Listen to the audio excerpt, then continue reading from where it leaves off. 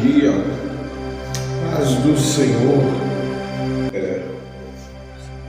Estamos aí hoje no nosso dia 8º dia de jejum. E Deus é muito bom, né? Deus é muito bom. Aleluia.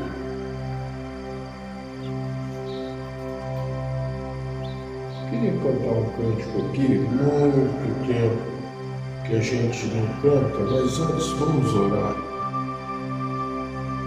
Bendito é o Senhor, Deus eterno, bendito é o teu nome, Senhor Jesus. Seja bem-vindo, Espírito Santo, nessa manhã. Meu Deus e meu Pai, eu quero te louvar, bendizer o teu santo nome, te engrandecer.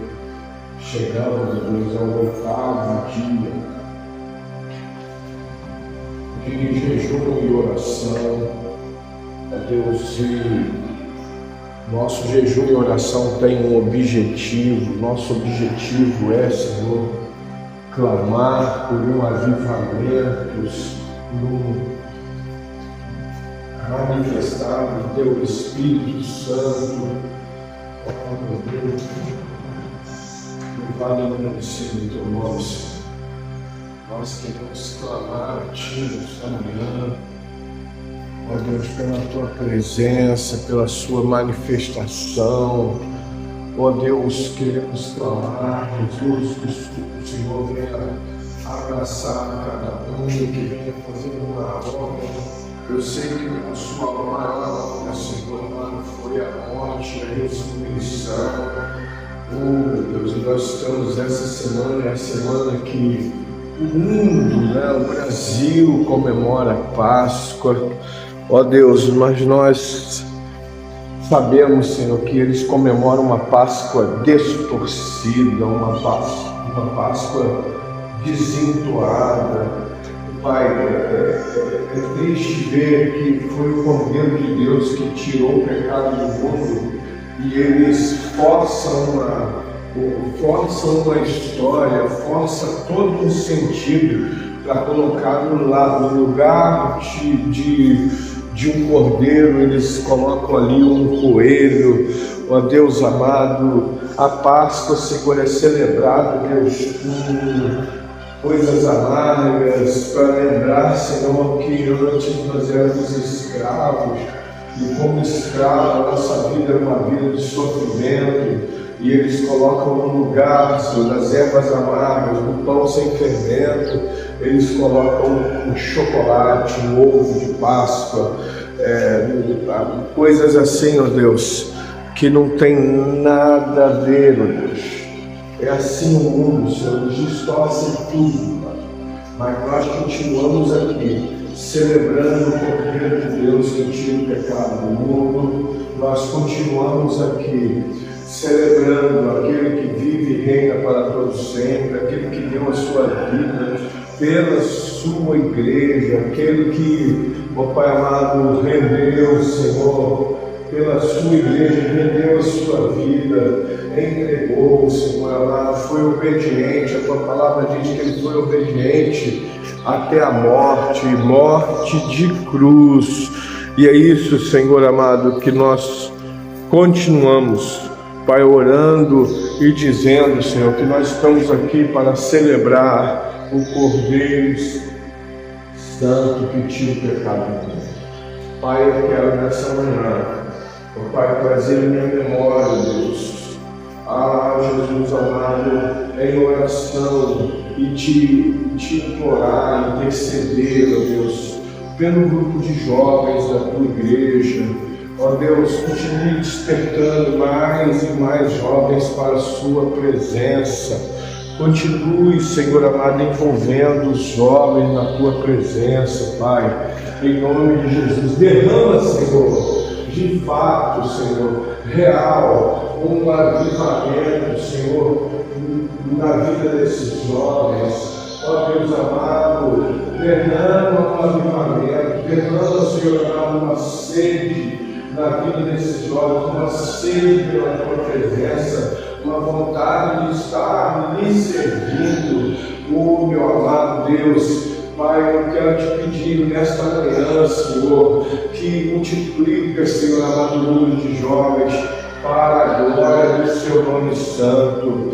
Também quero orar, Senhor, pelas mulheres, Senhor, por esse ministério feminino, por essa rede de mulheres. Oh, Deus amado, eu quero te pedir, levanta mais mulheres com desejo, fome, sede de justiça, sede da tua presença, com desejo, Senhor, de trabalhar na tua obra, um desejo, Deus amado, de trazer as pessoas para a sua presença. Pai, eu quero interceder também pelos homens, pela rede de homens. Oh, Deus amado, que eles venham, Senhor, sentir desejo, necessidade, vontade, Pai, sonhar com a tua presença, sonhar com a tua obra. É isso que eu quero te pedir nessa manhã. Também, ó Deus amado, as crianças da tua casa. Ó Deus, Pai amado, hoje a gente tem, Senhor, dado um título para esse grupo de crianças, Manancial Kids Church. Deus, desperta as crianças, desperta essas crianças, ó Deus, desperta, Senhor, essas crianças, ó Deus. Pai amado, na verdade, Pai, também precisamos que o Senhor traga um despertamento em nome de Jesus, por pessoas, Senhor, que desejam trabalhar nesse ministério infantil. Ó Deus amado, isso é um sonho, Senhor amado. Temos um ministério, Senhor amado, onde as pessoas façam aquilo, Senhor, que é preciso fazer, não o que cada um deseja fazer, Pai amado, e que elas tenham foco, Senhor, nas crianças e não, Senhor, em mostrar trabalho. Esse é o problema hoje, Deus. As pessoas querem mostrar trabalho e, na verdade, não querem trabalhar. Deus, em nome de Jesus, desperta, Senhor, homens e mulheres para trabalhar nesse ministério. Oh, Pai amado, eu quero abençoar também, te agradecer por cada músico, Senhor, do ministério de louvor. Cada músico, Deus, guitarrista, baterista, contrabaixista, tecladista, saxofonista, trombonista, trompetista, Pai amado, baterista, percussionista, cada integrante desse ministério de louvor, nós te bendizemos e, ó Deus amado, rendemos a Ti glória, graça, Senhor amado. Muito obrigado, Senhor, por esse ministério de louvor. Pessoas, ó Deus, que sejam voluntárias, mas voluntários, servos voluntários, ó Pai. Não aquele voluntário que, se não for do jeito dele, não está bom. Pai amado, servos voluntários. Essa é a minha oração nessa manhã. Vem conosco, ó Deus. Vem conosco, Senhor. Eu quero mais uma vez lhe pedir avivamento. Nós desejamos esse avivamento, ó Deus. Aviva a obra, Senhor, nesses dias, como antes, ó Deus. Faz de novo, ó Deus, em nome de Jesus. Em nome de Jesus. Em nome de Jesus. Bendito é o Eterno, louvado, Pai, é o Teu nome, Senhor. Nós queremos a Tua presença, Jesus. A Tua presença é o que nos importa, Pai. É a Tua presença que nós queremos. Aleluia. Bendito, bendito, bendito é o Teu nome, Jesus. Glorificado, exaltado é o Teu nome. Glorificado, exaltado é o Teu nome. Olha como diz o louvor, é o 311 da harpa cristã. Jesus salvou-me do mundo, Ele é tão doce para mim. Amor e tenho profundo, por sua graça sem fim. Quando ia eu no deserto, sem gozo, paz e sem luz, Ele buscou-me por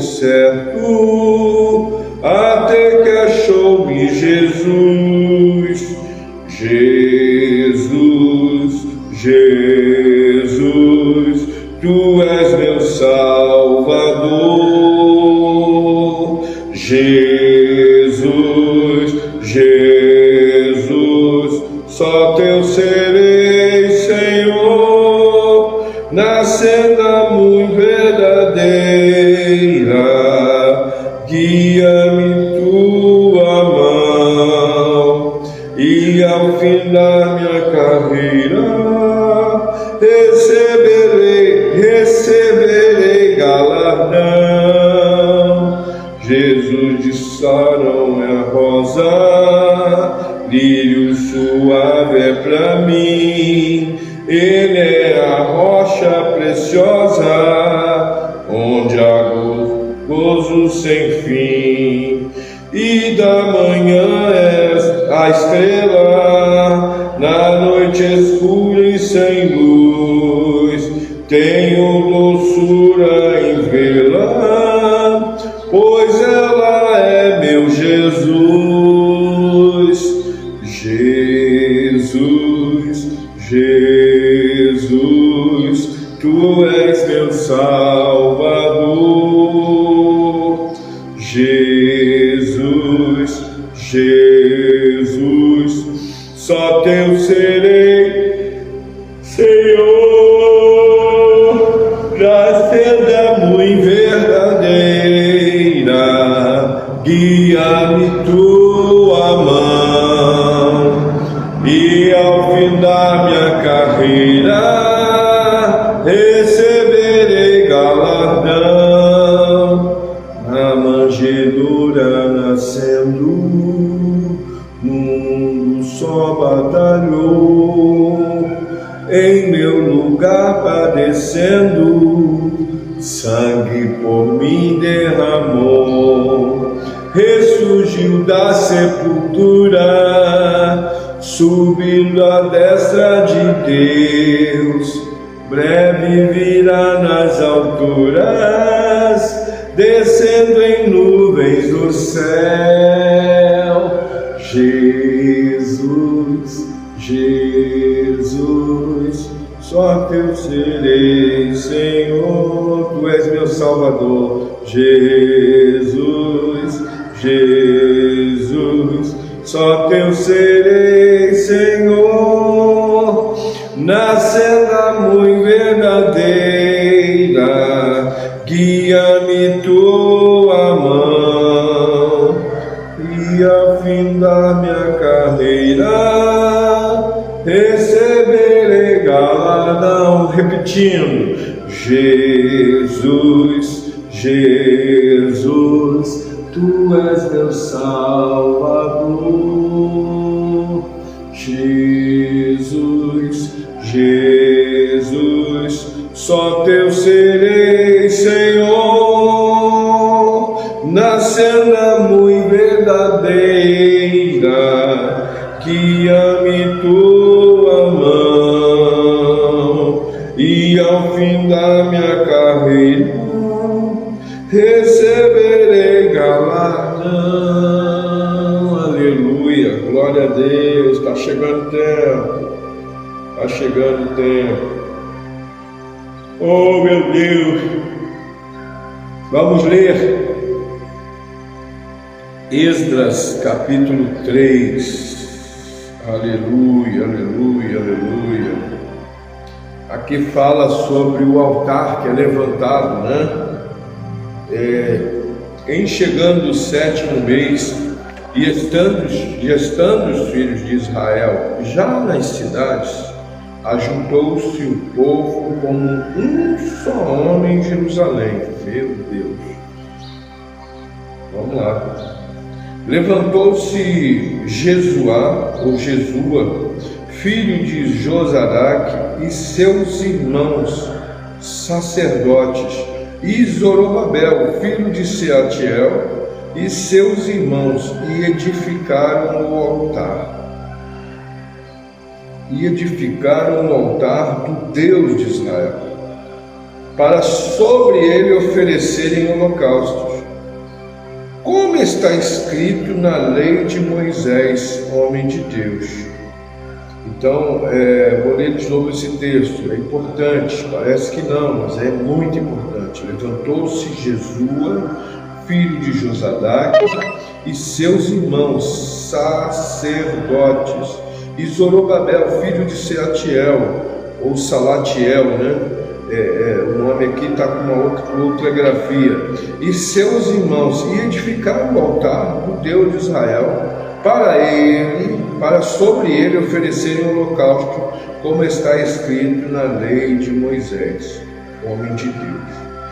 Firmaram o altar sobre as suas bases, e ainda que estavam sob o terror dos povos de outras terras, ofereceram sobre ele holocausto ao Senhor de manhã e à tarde.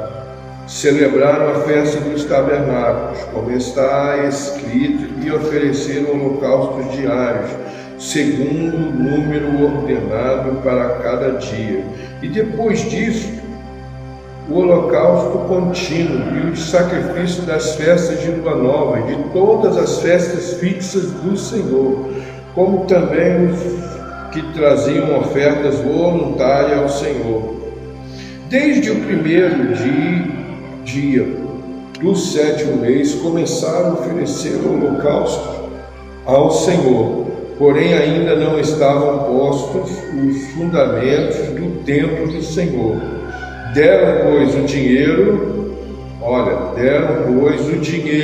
aos pedreiros e aos carpinteiros, como também comida, bebida,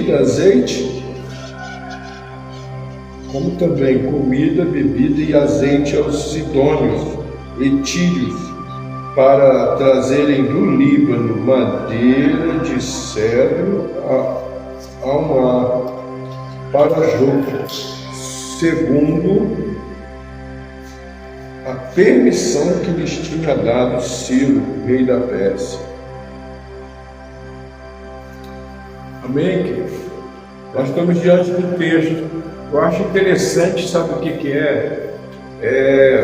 Isso chama a minha atenção, que eles podiam ter feito primeiro o templo, né? Mas eles preferiram primeiro o altar. É interessante que o altar vem antes do templo. O altar vem antes do templo. A adoração vem antes do templo. O sacrifício, ou seja, não preciso de templo. Presta bem atenção. Oi, irmão? Êxodo 3. Eu quero que você entenda o que eu vou dizer, para que não haja nenhuma distorção e depois dizer que o pastor falou que não precisa ir no templo. Olha só. Para adorar a Deus, para oferecer sacrifício a Deus, você precisa do altar.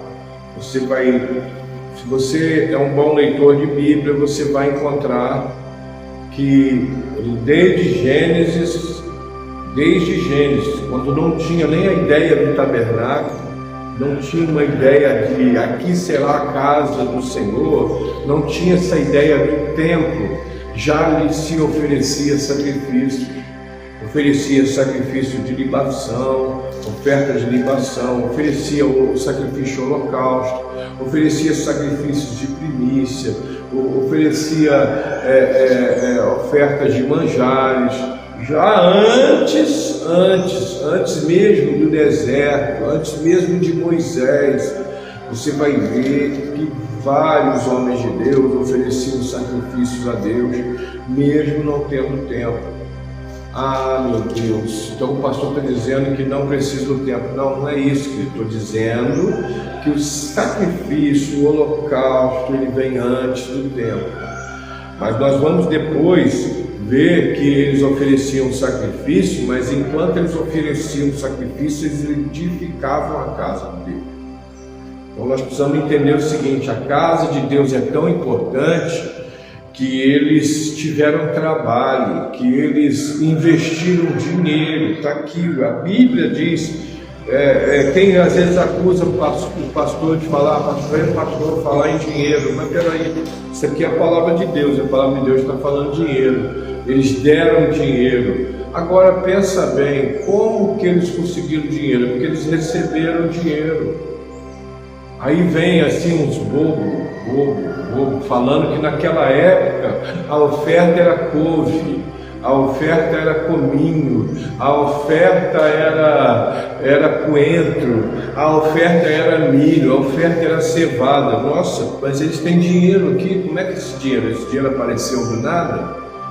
Então, querido, não caia nesse engodo desses internéticos, né, desses influencers, esses youtubers, que, não tem mais o dízimo. Querido, obrigação de dar o dízimo não há, como havia no Antigo Testamento, tem obrigação não. Não deu dízimo, vai para o inferno. Mentira, não vai para o inferno não. Não deu dízimo é porque é ladrão. Não. Entendeu? Não. Fica à vontade, querido, não dá o dízimo. Mas as promessas que estão ligadas ao dízimo também não reclame de Deus. Aquilo que Deus promete por causa do dízimo, não fica depois procurando Deus e falando, meu Deus não me ajuda, Deus não tem isso, Deus não é aquilo. Você precisa entender o seguinte, não é obrigado. Mas a Bíblia fala o tempo todo no Novo Testamento. Jesus falou sobre o dízimo e ele não descartou o dízimo. Tudo bem, que até a morte de Jesus e ressurreição nós estávamos sob a lei.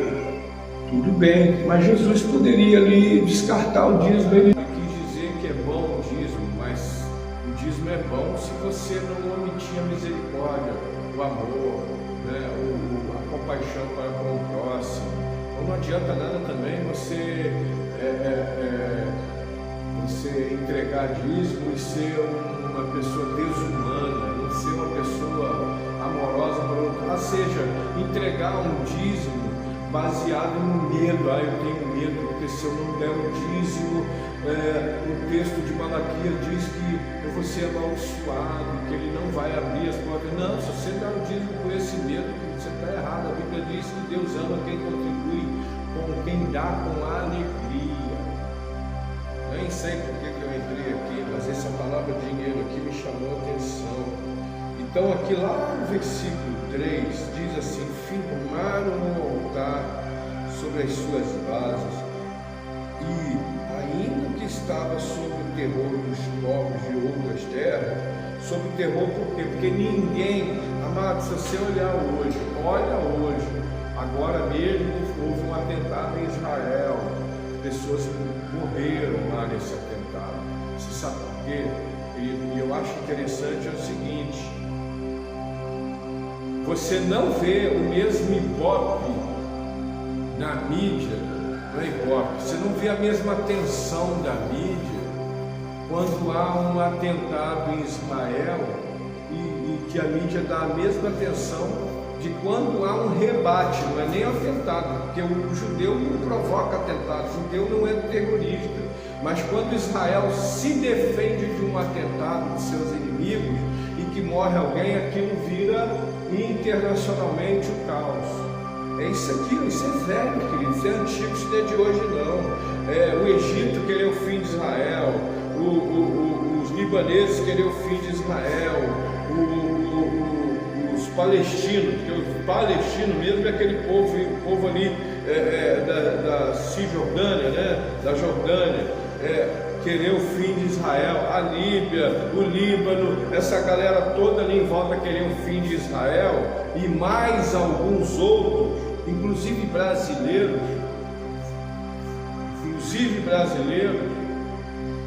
que fala muito em genocídio, mas quando foi em Israel, foi visitar o túmulo do Yasser Arafat, que era um dos terroristas.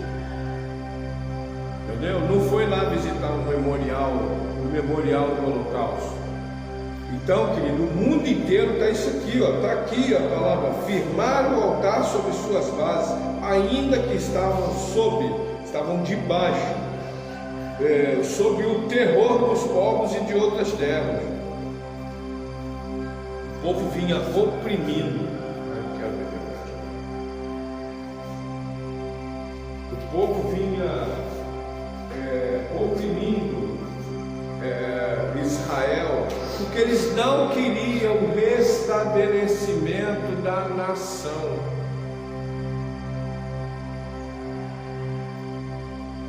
Só para você ter uma ideia disso, querido, em 1948, quando foi levado para a ONU um requerimento para que Israel voltasse a ser uma nação, só para você ter uma ideia, houve um empate na votação. Ou seja, um exemplo, se tinha 20 pessoas, tinha 21 pessoas, 20 votantes e mais um presidente. 10 pessoas não queriam, isso é um exemplo, eu não lembro agora o número de pessoas, representantes que estavam lá para votar. Então vamos dizer, se tivesse 20, mais um presidente, 10 votaram contra.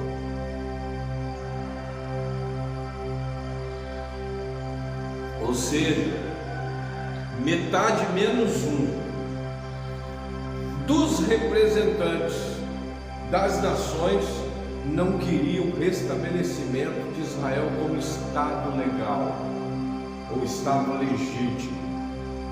Entenderam isso?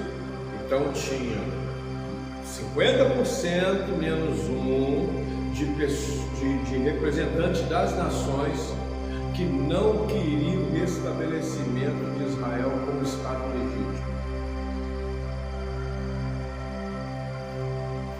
E você, lendo a história, você vai descobrir que o cidadão Oswaldo Aranha, brasileiro, que presidia essa comissão, como ele era o presidente, houve empate, ele deu ali um voto de Minerva favorável ao restabelecimento. Você não entende, talvez, no mundo espiritual que isso significa. Mas lá em Gênesis, Deus fala com Abraão assim, ó, Abraão, eu vou amaldiçoar quem te amaldiçoar. Eu queria depois até pegar essa comissão, eu vou pesquisar isso e ver quem foram os que não desejavam, né, o restabelecimento de Israel como nação. Mas eu vou abençoar quem te abençoar. Mas vamos lá.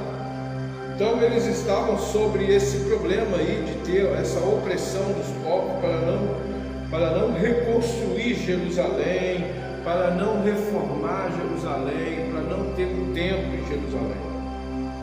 Depois disso, então assim, independente das circunstâncias, quero dizer para você o que a Bíblia nos ensina aqui através desse texto, é que independente das circunstâncias, da opressão que você está sofrendo, da perseguição ou da dificuldade, como estava Israel aqui, Jerusalém, no versículo 3,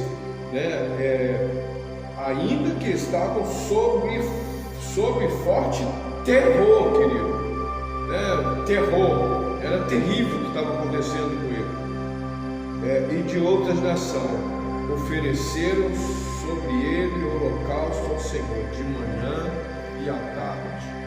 Então, querido, eu não fui na igreja porque isso, eu não participei da oração 6 horas por causa daquilo. Amém, querido, tá bom, você está passando luta e por isso você não pode oferecer sacrifício do Senhor de manhã e nem à tarde? Ótimo, parabéns para você, não reclama, depois não fica aí, ai meu Deus, é igual, dizem, que o ateu, ele é ateu até que o avião começa a cair, aí ele, ai meu Deus, aí ele lembra que existe pelo menos a palavra de Deus, ele não acredita que Deus existe, mas existe a palavra de Deus. Então, só que, o que acontece? Eles, nesse período de luta, de dificuldade, eles ofereciam ao Senhor holocausto de manhã e à tarde. Eles... Oi? O César está online, o Jonathan,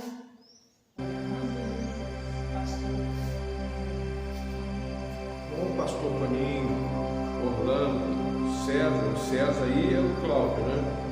É o Cláudio César, Pai do Senhor. Vai trabalhar hoje, Cláudio? Não, né? Vai ficar até o fim aí conosco, ver o que ele vai responder. Então eles não ficaram só no holocausto. Aí que você precisa entender que, amados, a gente tem que buscar o tempo todo algo para festejar ao Senhor, para celebrar ao Senhor. Aqui o texto vai ampliando: celebraram a festa de tabernáculos, como está escrito aonde? Lá na lei, lá em Levíticos, lá em Deuteronômio, lá no próprio livro do Êxodo, que a lei começa a ser dada, não, a lei é dada no livro de Êxodo. Depois nós vemos de forma, não é que é forma diferente, em sentido diferente, né? Abrangendo ou abrindo esse leque, o livro do Levítico, o livro do Deuteronômio, uma repetição da lei e uma esmiuçação, meu Deus, é isso mesmo, de forma esmiuçada. Deus, ele dá os detalhes para o povo, os cerimoniais, lá em Levítico, lá em Deuteronômio. Então ele está falando como está escrito: eles celebraram a festa de tabernáculos. O que é tabernáculos, querido? Tabernáculo é Jesus conosco, é Emmanuel, Deus conosco. Tabernáculo é isso. Tabernacular é estar junto, é estar na casa, é estar protegido pela presença. Isso é tabernáculo. Mas aqui fala como está escrito: oferecer holocaustos diário, segundo o número ordenado para cada dia. Meu Jesus! E depois disso os holocaustos contínuo. Meu Deus, aqui a palavra, esse aqui é um povo, querido, que ficou 70 anos como escravo na Babilônia. Aí cai Nabucodonosor, Ciro começa a governar. Deus visita, quem lê o primeiro capítulo vai ver que Deus visita Ciro e Deus desperta o espírito de Ciro e dá um entendimento para Ciro que era a hora de cumprir a profecia que foi dada a Daniel, que também foi dada a Jeremias, que também foi falada a Ezequiel, e ele começa a abençoar esse povo, querido. Mas que povo é esse? Né? Como dizia um louvor antigo: quem é este povo? Que povo é este? Este é o povo que vai morar no céu. Então está aqui, Ciro manda dar ouro, manda dar prata, abençoa esse povo, entrega riqueza para esse povo. Meu Deus, querido, você não pega a palavra e não traz ela para a sua vida. Mas não adianta você só querer que uma palavra como essa se cumpra na sua vida. Você tem que fazer algo para que ela se cumpra, porque as promessas de Deus, elas vêm linkadas com uma obrigação. Quando eu falo obrigação, querido, é uma determinação, né? Obrigação não no sentido de você ser obrigado a fazer. Você faz se você quiser, mas se você não fizer, também você não vai receber o que está escrito lá, que é a promessa, querido. As promessas de Deus estão amarradas ao seu comportamento. As promessas de Deus estão amarradas à sua disponibilidade. Para ser salvo, tem que aceitar Jesus. Então, para receber a promessa da salvação, você precisa aceitar Jesus.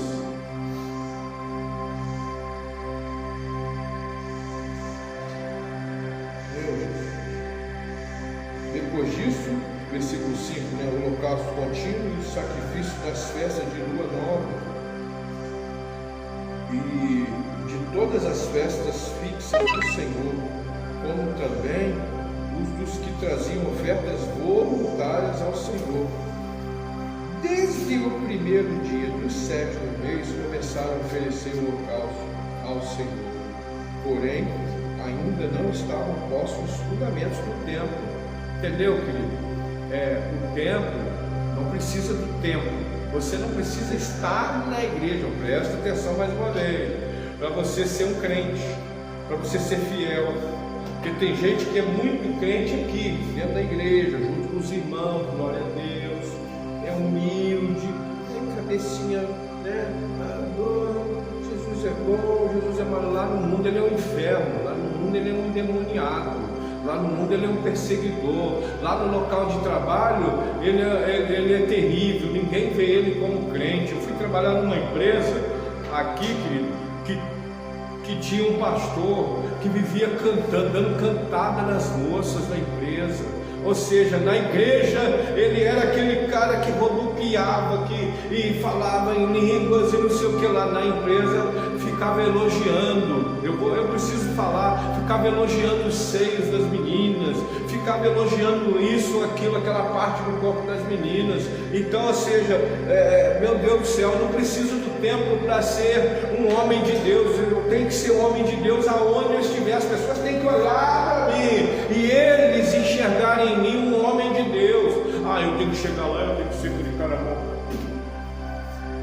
Eu sou crente. Não tem uma empatia e muito menos simpatia com os outros. Não é isso que eu estou falando, não. O crente tem que chegar lá no seu local de trabalho e ser até mais feliz que todo mundo que está ali. Todo mundo que está ali tem que sentir o desejo de ter ou ser o que aquele cidadão é.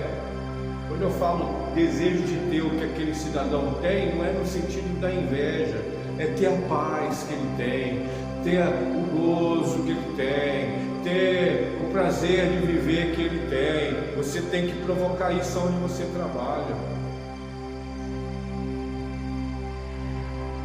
Em nome de Jesus. Aí vem versículo 6, desde o primeiro dia, né? Olha, nós já lemos ele. O 7, deram, pois, o dinheiro aos pedreiros e aos carpinteiros, como também comida, bebida, azeite, aos sidônios e tírios, para trazerem do Líbano madeira de cedro, almar e permar, para Juco, segundo a permissão que lhes tinha dado Ciro, rei da Pérsia. Eu, Jesus, segundo a permissão. E essa permissão é uma permissão de mim. Tem coisa que você vai viver, que vai ser uma pessoa que não tem ainda Jesus no coração, e Ele vai realizar por você. Ele vai fazer por você. Em nome de Jesus, nesse dia, pega essa palavra, é levantado o altar. Amanhã nós vamos ler sobre o lançamento, lançados os alicerces do templo. Amém? Depois nós vamos ver a luta que eles passaram na construção desse templo, que os inimigos se levantaram. Ou seja, se o inimigo se levanta contra a construção do templo, é porque o templo tem muita importância, porque o livro dos Salmos ainda não estava escrito, mas Davi sabia da importância do templo, porque ele fala duas coisas. Primeiro, que ele queria de qualquer maneira construir a casa do Senhor. Deus não permitiu, mas ele fez lá o tabernáculo de Davi. Aqui a gente vai entender, não vou falar isso porque aí já é de amanhã, né? Vamos pregar isso amanhã, né? Amém, querido? Hoje, daqui a pouco, às 9 horas da manhã, nós vamos estar aqui na praça São Sebastião, fazendo o evangelismo, amém? Vamos estar ali na simplicidade, na humildade, mas na paixão e no amor pelas vidas. Hoje o mundo comemora o sábado de aleluia, não é isso? Hoje é o dia deles malharem o Judas aí. Eu creio que eu vou encontrar com os Judas aí pela rua aí, porque a cidade do interior de Minas, as tradições são muito afloradas, né? Então nós estaremos hoje à noite. Nós queremos convidá-lo a assistir um filme, um documentário. Esse documentário ele foi construído no ano de 2006, quando completava 100 anos do reavivamento da Rua Azusa. Eu quero te convidar para você estar aqui conosco para assistir esse filme. Ontem nós arrumamos aqui o equipamento, vamos nessa noite, às 19 horas. Amém? E nós vamos ver esse documentário, a história da igreja, né, moderna, e eu creio que vai ser edificante a gente ver as lutas, né? As lutas continuam, as perseguições continuam, tá? Às vezes aqui no Brasil a gente não percebe uma perseguição mais calorosa, mas elas estão aí. A perseguição está aí. Vem num país como o nosso, que tem a predominância do cristianismo católico. Então, assim, a perseguição ela é aos cristãos, independente de ser católico ou evangélico, né, ou anglicano ou luterano. Então, ela vem bem sorrateira, né, bem rastejante, como uma serpente calada, vem lá devagarzinho e tudo mais, mas ela está aí. Está aí. Entendeu? Até mesmo católicos perseguem evangélicos. Você não persegue aonde? Você não persegue. Tem maridos católicos que não deixam suas esposas que se converteram vir na igreja, sem intolerância religiosa. Vou repetir a palavra: intolerância religiosa. Entendeu isso? Isso acontece ainda hoje nos nossos tempos. Tem famílias. Nós temos um irmão aqui na igreja que, quando ele se converteu, a mãe dele falou para ele: pega sua roupa e vai embora. Você não é mais meu filho. Presta bem atenção. Presta bem atenção. O filho, enquanto estava na sua religião católica, estava bom, mas ele vivia uma vida de embriaguez, extrema embriaguez, estava bom demais. O filho, ele estava na sua religião, como eu já falei, católica, mas ele ia no centro onde consultava os mortos, estava bom. O dia que ele aceitou Jesus, ele não era mais filho dessa hora. Você está entendendo? Isso é intolerância religiosa. Intolerância religiosa. Ó, preste atenção no que eu estou dizendo, preste bem atenção, para que não haja distorções. Que todo católico é um tolerante religioso. Eu também conheço pais católicos, os filhos se converteram ao evangelho, os pais aceitaram de bem, e às vezes não. E a gente fazia até culto na casa da pessoa e os pais participavam. Mas por quê? Porque os pais entendiam que antes ele estava muito mal, porque realmente estava afundado até em drogas, e agora, pelo fato de ele estar indo, caminhando na igreja, caminhando ali na igreja evangélica, que aquela situação de uso de droga tinha parado. Então, não é tudo que é intolerante. Eu não estou aqui generalizando, estou falando pontuais, né? Como eu tive amigos meus que um dia eu convidei um menino para estar na igreja com a gente, ele era músico, mas não era da igreja, e tudo, tocava bateria, eu chamei ele para tocar, mas quando a mãe dele ouviu, eu estava na sala, a mãe dele estava na cozinha, ela veio aqui: como é que você está convidando o meu filho para ir na igreja? Não, o meu filho tem religião, ele não precisa ir na igreja. Eu falei: não estou chamando ele para mudar de religião, estou chamando ele para a gente tocar no evento que vai ser evangélico. Ela não, ele não vai, entendeu? Então, assim, é triste isso, mas é intolerância religiosa, entendeu? Eu sou evangélico, mas eu já fui missa católica com muito respeito, entendeu? Com muito respeito. A minha empresa fazia 100 anos, não, 50 anos, a empresa que eu trabalhei fazia 50 anos, e o nosso patrão lá encomendou uma missa pelos 50 anos da empresa. Foi uma semana de festa e no domingo teve uma missa, entendeu? E eu fui honrar o meu patrão pelos 50 anos da empresa dele. Eu fui no domingo, eu fui na missa, entendeu? Conversei com o meu pastor, a escola dominical. Eu falei: pastor, não, vai lá, isso é bacana, entendeu? A cerimônia da missa tem parte dela que eu participei, tem outra parte não. Você que é mais coisa vai falar: eu já fui em casamento. Eu fui em velório de católico, e E lá se as pessoas da família quiserem, eu dou uma palavra como ministro de Deus, não é ministro do Evangelho, mas não como crente e vou lá, eu vou lá para consolar a família. Eu entendo que o morto ele já está onde deveria estar, a pessoa que faleceu já está onde deveria estar, mas eu dou uma palavra de conforto para a família. Aí depois, se tiver uma cerimônia, não sai rapidinho com aquela ignorância dizendo que saiu, eu não participo. Não, eu participo, eu oro, eu rezo o Pai Nosso, né, como eles rezam, entendeu? E pronto. A gente precisa entender que, querido, a gente tem que ser maleável sem corromper a graça. Sem corromper a graça. Vamos orar, agradecer a Deus por esse dia. Quem está aí ainda, Maria? Quem está aí?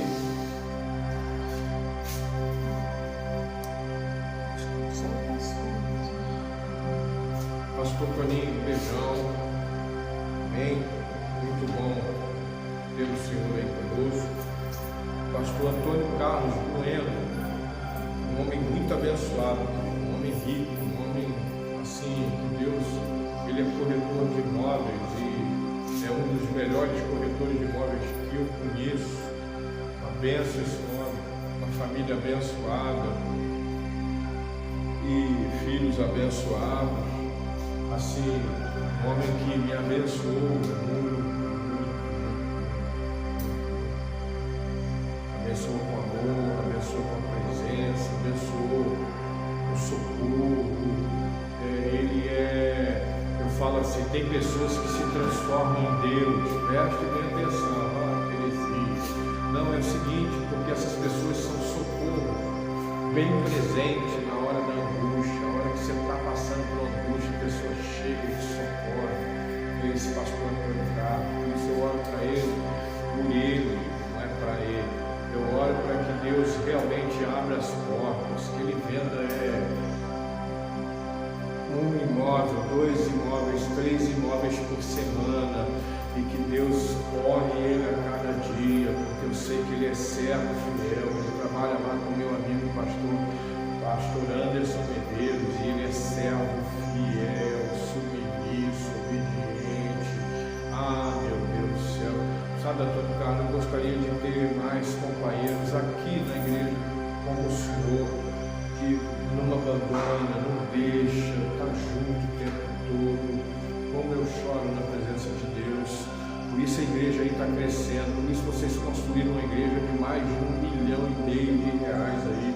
Por isso a obra está correndo, está assim, numa velocidade tremenda. Por isso, porque servos fiéis estão lá. Amém? Deus seja louvado. Eu estou usando esse tempo para abençoar teu coração com essas palavras, mas eu falo para Deus, abençoe, Senhor. Não abra as suas janelas do céu, abra as portas, abra as comportas, abra, Senhor amado, tudo aquilo que é bênção, derrame o seu bom tesouro sobre a vida desse teu servo, em nome de Jesus. Muito obrigado, Senhor, por tudo nessa manhã. Amanhã, escola dominical, querido. E eu concentro muito a escola dominical, não é que eu concentro, eu acho a importância maior da escola dominical é as crianças. Sabe por quê? Porque quando a escola dominical foi criada lá na Inglaterra, eu não vou lembrar agora, mas ela deve ter aí mais de 200 anos a escola dominical, eu não lembro. Quando ela foi criada para dar assistência a crianças de rua. E esse homem que criou, ele ensinava as crianças a lerem e a escreverem a partir da Bíblia. Então a escola dominical, ela nasce com um projeto voltado para as crianças. Então assim como Jesus tinha uma atenção voltada para as crianças, deixai vir a mim as crianças, porque delas é o reino dos céus. A palavra de Deus fala que é da boca da criança que sai o perfeito. Não é bom, bonito, não. Perfeito louvor. Da boca das crianças é que sai o perfeito louvor. Então, amados, tragam o seu filho para a escola dominical. E eu falo isso não é por ameaça, não, é por constatação. traga o seu filho para a escola dominical antes que seja tarde demais. Antes que seja tarde demais, traga o seu filho para a escola dominical. Ensina, educa o menino no caminho. Quando fala menino, é criança. É genérico, a criança no caminho que deve andar. Ensina a criança no caminho que deve andar. Ela ainda diz assim que, falando sobre ensinar a lei para as crianças, inculca na cabeça da criança a lei, as inculcarás na cabeça. Você vai falar com ele andando no caminho, vai falar levando para a escola. Amém, meu querido? Traga o seu filho para a escola antes, escola dominical, antes que seja tarde demais. Tem mais aviso? Tem sim. À noite, Santa Ceia. Não fala Santa Ceia, mas é a ceia do Santo Senhor. Amém? Nós teremos a ceia do Senhor amanhã à noite. Nós teremos a ceia. Vem para a igreja, convide pessoas para estar conosco nessa mesa que é do Senhor, essa mesa maravilhosa, a mesa do Senhor. Vem para a casa do Senhor, não fica em casa. Não existe igreja chamada Cristo em casa. A igreja Cristo em casa é a mesma coisa que comer daquela árvore da ciência do bem e do mal. Eu quero orar. Peraí, segunda-feira não, terça-feira, dia 11, nós teremos um evento aqui na igreja. Terça-feira, dia 11, às 19h30, nós teremos uma palestra para empresários, microempreendedores, empreendedores. Você que sonha, eu sonho em ter uma empresa, essa palestra vai ser para você. Essa palestra é em busca da sabedoria espiritual, vamos mudar, em busca da inteligência espiritual. Nós aprendemos que tem o QI, né? Que é a sabedoria lógica, né? A rapidez de pensamento é o QI, tem pessoas que têm QI bem avançados. Depois tem o QE, que é o coeficiente de inteligência emocional, e o QS, que é da inteligência espiritual. Então nós vamos estudar que é a mais potente, a inteligência mais potente que o homem pode desenvolver é a inteligência espiritual. Nós vamos dar mecanismo para que isso, eu vou entregar mecanismos, segredos para que você desenvolva essa inteligência. Você pode estar bem no QI, você pode estar bem no emocional, e a inteligência espiritual vai entrar e você vai voar, você vai potencializar. Eu não estou bem de QI, não estou bem no emocional. A inteligência espiritual vai elevar todos esses níveis. Ela cura, ela é transformadora, ela é tremenda. Amém? Então, às 19h30 do dia 11, terça-feira próxima, essa semana que vai entrar, nós teremos aqui essa palestra às 19h30. Então, venha, traga amigos, vai ser uma benção. Pai, eu quero te agradecer por essa manhã, mais essa manhã. Hoje nós estamos no 8º dia de jejum e consagração e oração às 6h. Todos os dias, Senhor, nós estamos encontrando aqui na sua casa às 6h para interceder pela nossa cidade, para interceder pela igreja, para pedir, Senhor, que haja um avivamento.